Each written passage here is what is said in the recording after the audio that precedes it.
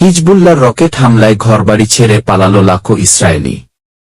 লেবাননের বৈরুতে ওয়াকিটকি ও পেজার বিস্ফোরণে হিজবুল্লাহর একাধিক ঊর্ধ্বতন কমান্ডার সহ ৩৭ জনের প্রাণহানির প্রতিক্রিয়ায় ইসরায়েলের উত্তরাঞ্চলে বড় ধরনের রকেট হামলা চালিয়েছে সশস্ত্র গোষ্ঠীটি।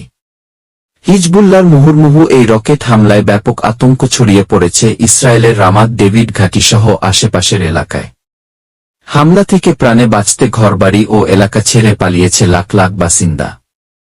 এরই মধ্যে দেশটির উত্তরাঞ্চলের সব স্কুল ও সমুদ্র সৈকত বন্ধ ঘোষণা করা হয়েছে।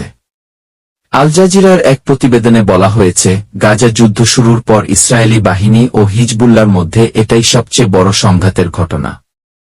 এদিকে হিজবুল্লাহর রকেট হামলার বিষয়টি নিশ্চিত করে ইসরায়েলি সামরিক বাহিনী বলেছে, রোববার ২২ সেপ্টেম্বর স্থানীয় সময় ভোর ৫টা থেকে ৬টার মধ্যে লেবাননের ভূখণ্ড থেকে ইসরায়েলের উত্তরাঞ্চলে ১০০টিরও বেশি ক্ষেপণাস্ত্র নিক্ষেপ করা হয়।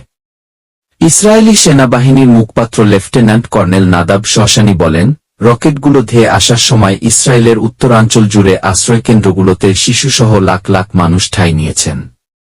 সোমবার ২৩ সেপ্টেম্বর সন্ধ্যা পর্যন্ত ওই এলাকায় শিক্ষা কার্যক্রম বন্ধ থাকবে। এর আগে ইসরায়েলি সামরিক বাহিনীর এক বিবৃতিতে বলা হয়, লেবানন থেকে ছোড়া রকেটে ইসরায়েলের উত্তরাঞ্চলের একাধিক স্থাপনা ও বাড়িঘরে আগুন ধরে গেছে। তবে উল্লেখযোগ্য কোনো ক্ষয়ক্ষতির খবর পাওয়া যায়নি। দেশটির তৃতীয় বৃহত্তম শহর হাইফা সহ উত্তর ইসরায়েলে বড় জমায়েতের ক্ষেত্রে নিষেধাজ্ঞা জারি করেছে। উল্লেখ্য, ইসরায়েলি নিরাপত্তা বাহিনী ও হিজবুল্লাহর ক্রমবর্ধমান সংঘাতে ইসরায়েলের উত্তরাঞ্চলে সর্বাত্মক যুদ্ধের আশঙ্কা তৈরি হয়েছে। চলতি সপ্তাহেই ইসরায়েলি কর্মকর্তারা হামাস শাসিত গাজা উপত্যকার বদলে লেবাননের ইরান সমর্থিত হিজবুল্লাহর উপর তাদের সামরিক অভিযানের ফোকাস ঘুরে যাবে বলে ইঙ্গিত দিয়েছেন।